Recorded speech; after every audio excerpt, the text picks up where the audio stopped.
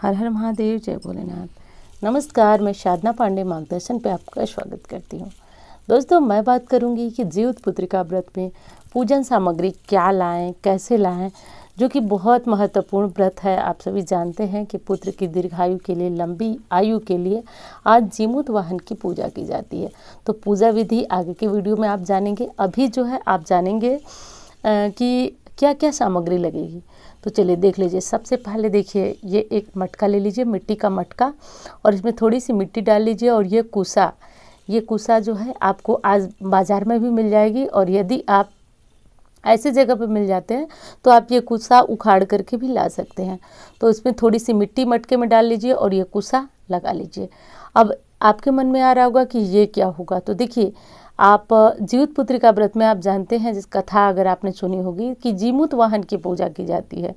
जीमूत वाहन वो गंधर्व राजकुमार जिन्होंने वृद्ध माता के पुत्र की रक्षा की थी।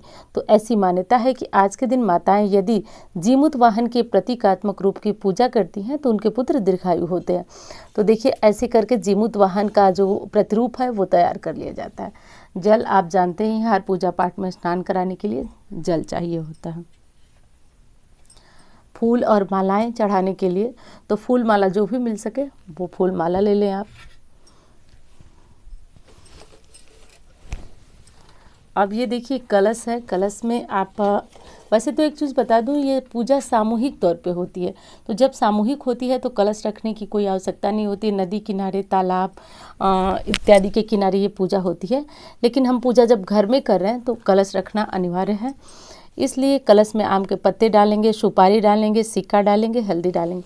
तो इस तरह कलश को आप गले में मौली लपेट करके, आप देख रहे हैं, गले में मौली लपेटिए, ये आम के पल्लो डालिए और एक कलश के लिए कोई भी पात्र तैयार कर।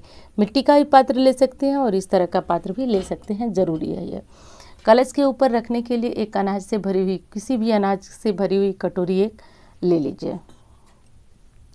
अब ये है सिंदूर येलो वाला, जो कि चढ़ाएंगे हम चील और सियारन की। आप जानते हैं इस पूजा में चील और सियारन की भी पूजा होती है, क्योंकि उन्होंने भी जीवित पुत्रिका का व्रत रखा था।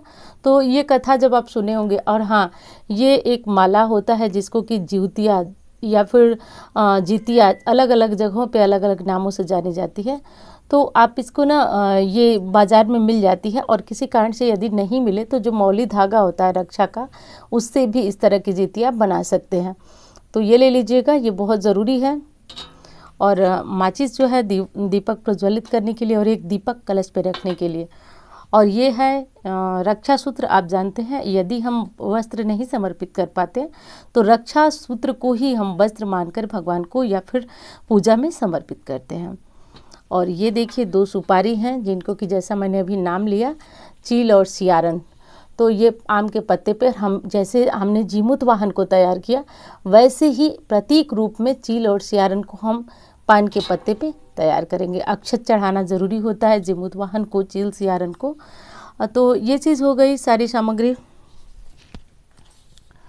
अब भोग लगाने के लिए देखिए, चीनी के लड्डू भी चढ़ाए जाते हैं, सफ़ेद मिठाई भी चढ़ाई जाती हैं। तो जो चीज़ें आपको समझ में आए वो चढ़ाइए।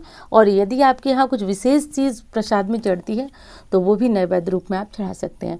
और आप तो जानते हैं कोई भी पूजा हो तो जो मौसम के फल होते हैं वो भी भोग रूप में ज़रूर चढ़ाए जाते हैं। हाँ, एक चीज़ और देखिए कि जो हम लोग चील और सियारन की पूजा करते हैं तो कई स्थानों पर जो है चील सियारन को ये साड़ी चढ़ती है, साड़ी और सिंदूर बिंदी। और ये जो कपड़ा है ये हम जीमूत वाहन को चढ़ाएंगे। तो और यदि आप चाहें तो इसके जगह पे आप सिंदूर बिंदी के जगह पे और सारी श्रृंगार सामग्री अर्पित कर सकते हैं। तो चील और सियारन को ये श्रृंगार सामग्री समर्पित करने से बच्चे दीर्घायु होते हैं, और उनकी कथा सुनने से भी बहुत अधिक पुण्य की प्राप्ति होती है। तो दोस्तों, ये जो है सामानों की लिस्ट थी। यदि आप मंगवाना चाहें तो आप इसको मंगवा सकते हैं।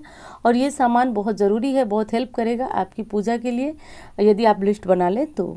चलिए मिलते हैं उसी तरह की वीडियो के साथ। तब तक के लिए धन्यवाद।